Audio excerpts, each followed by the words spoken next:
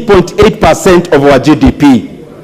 That leaves service industry, which is tertiary, accounting for 65% of our GDP. Now, what are we doing so that we grow our economy, and especially using the two formulas?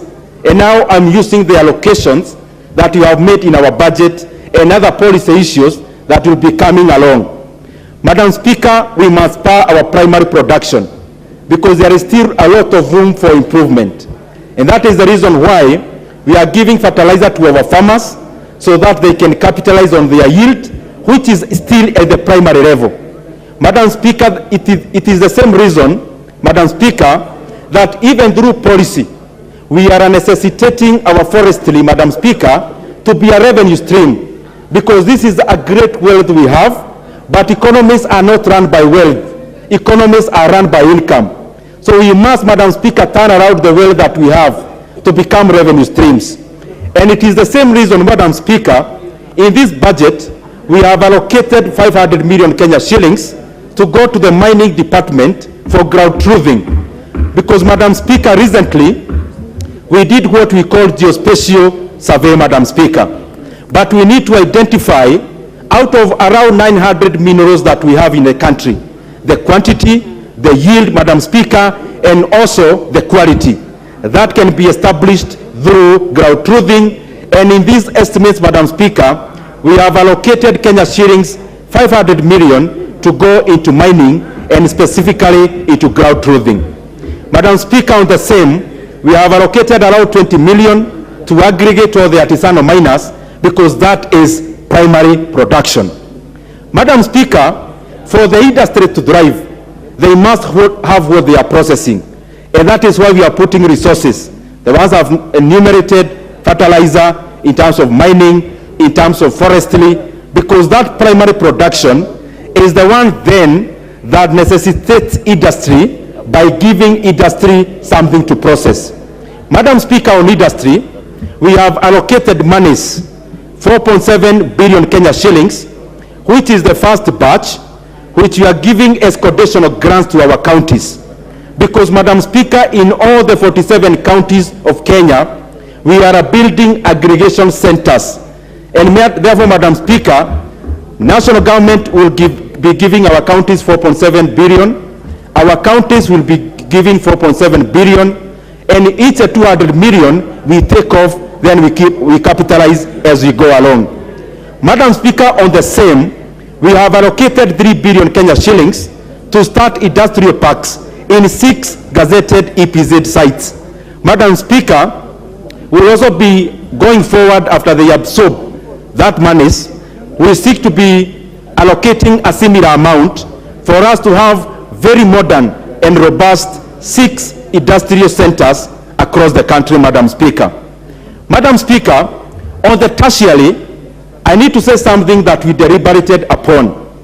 Madam Speaker, if you look at the economy of Kenya, there is a little imbalance. Because yes, we are doing what we can in terms of primary, we are doing a lot in terms of industry, but Madam Speaker, service seems to leap forward ahead.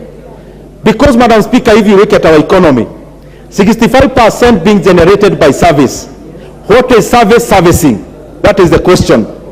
And for a solid economy, Madam Speaker, the other two must be given the wherewithal, Madam Speaker, to increase in terms of percentage. That is why you see in our country, which is a mismatch, service industry, which is banking, insurance, fintech, and all the others. Madam Speaker, these are the companies that are reporting every year growth in profits.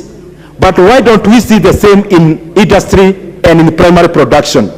Madam Speaker, that is something that we have to think as a house, because you cannot have an economy growing on the facilitative side, which is service, yet the other solid sectors, which is primary and industry, Madam Speaker, are stagnating. In terms of policy, Madam Speaker, there is no way we can have fintech going miles ahead, banking going miles ahead. What are these banks banking? And therefore, Madam Speaker, the more the reason to have the two other sides of production also being capacitated to grow. Madam Speaker, I wish to say a few things, and today I will not belabor a lot of points. I wish to say something about inflation, because everything we talk about here in this house, the people of Kenya, after all the good language that we talk here, it must reflect on the cost of living. Madam Speaker, whatever we call high cost of living has everything to do with inflation. In Kenya, across the world also, inflation has three elements. Number one, there is a huge component that is sensitive to all Kenyans and all ordinary citizens of the world. The segment of inflation we call food inflation. The second segment of inflation is the one we call fuel inflation. And Madam Speaker, the last one is the last one that we call co-inflation, which is non-fuel and non-food inflation. What is it that has been driving the inflation, especially in Kenya, Madam Speaker? Unfortunately, it is the food inflation and the fuel inflation. But then how do we arrest this? Because all these things somehow find their way into the budget. Madam Speaker, to arrest food inflation and fuel inflation, this is only done through fiscal policies. You cannot do this using monetary policies. Throwing money or mopping out money, Madam Speaker, do not cure issues that should ordinarily be cured by fiscal policies. Madam Speaker, the reason why we have seen escalating food prices across the world, number one, is physical in nature. We have had supply chains being cut off, and especially after Russia-Ukraine war, because the two countries combined, we are the biggest importers or exporters of wheat, Madam Speaker. That we are the biggest importers of edible oils, Madam Speaker, and therefore the inflation part of it that we have in Kenya, and especially in edible oils, Madam Speaker, part of the genesis is the war that we have in Europe. Madam Speaker, also on fuel, you cannot arrest this using monetary tools. Madam Speaker, global oil prices and everything in between, Madam Speaker, this cannot be addressed by just having our MPC meeting and regularly giving new interest rates, Madam Speaker, and especially as base rates. That leaves monetary policy, Madam Speaker, to only deal with co-inflation. And therefore, Madam Speaker, because budget is one of the important tools of addressing fiscal policies, that is why we are putting money, Madam Speaker, as I said before, to address the supply chain of food, that is in agriculture, to make sure we have enough supplies.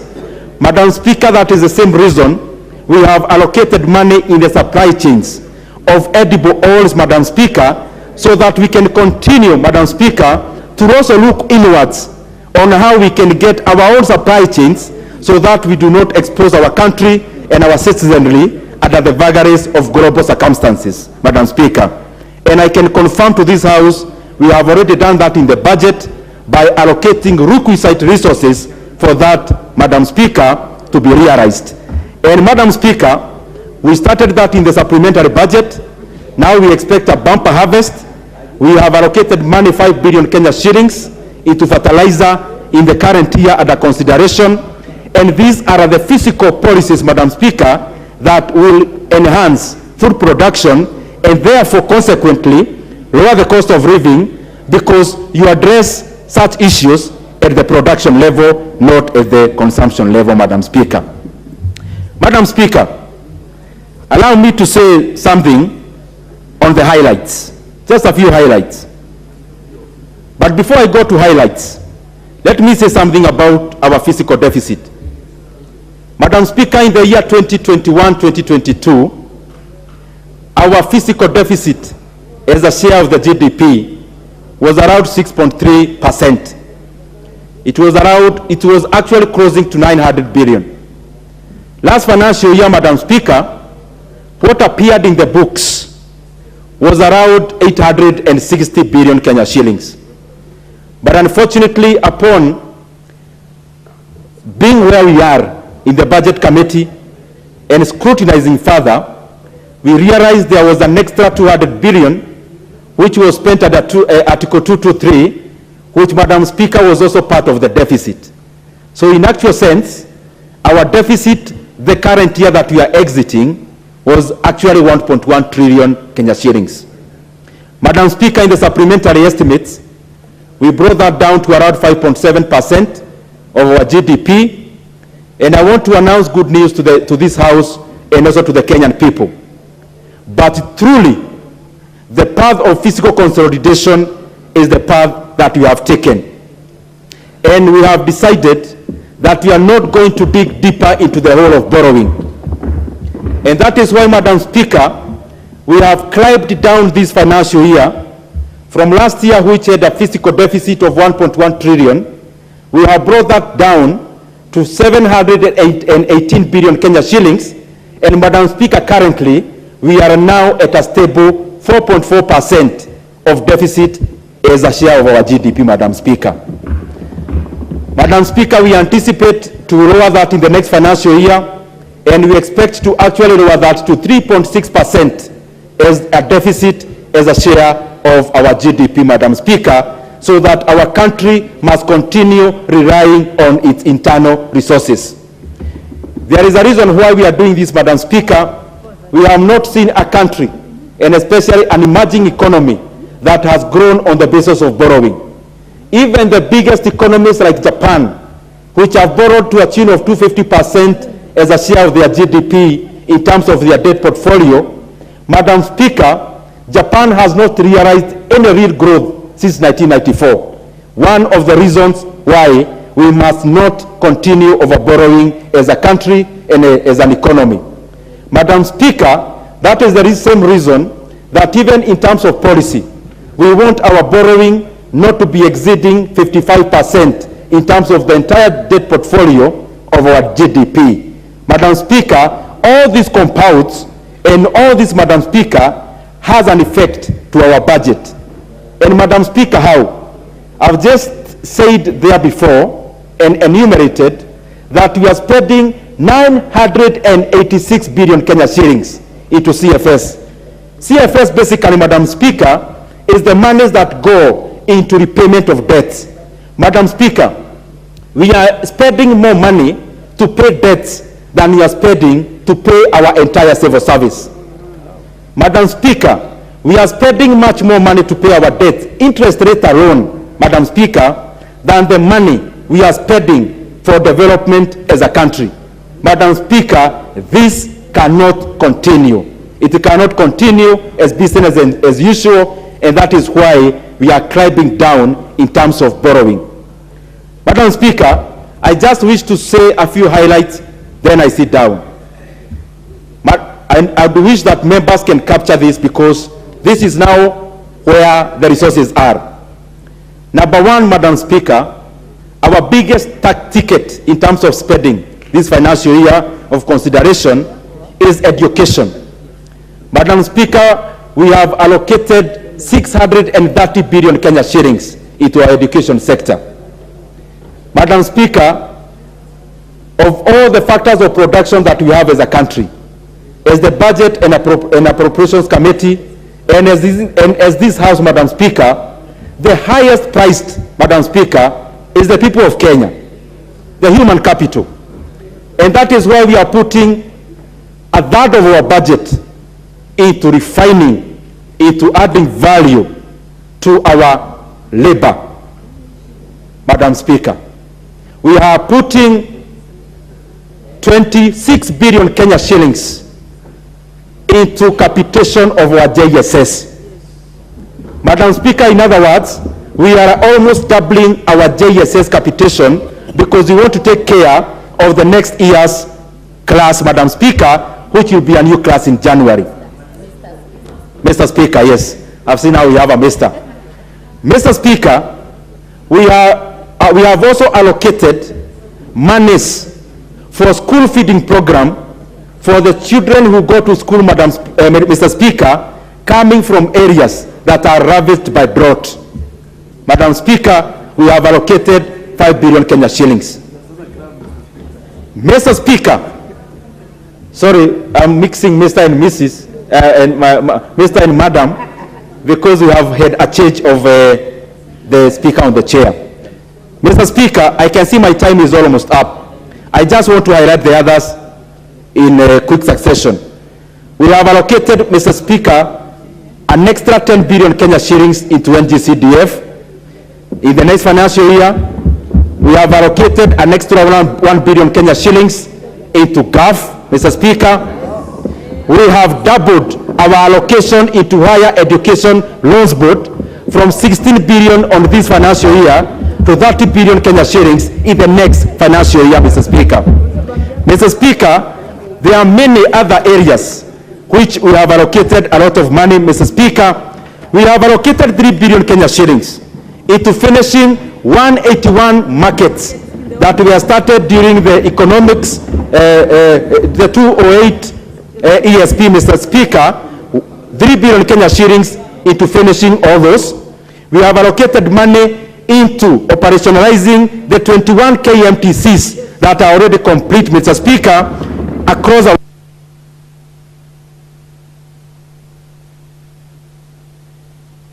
Order. Order, honorable members.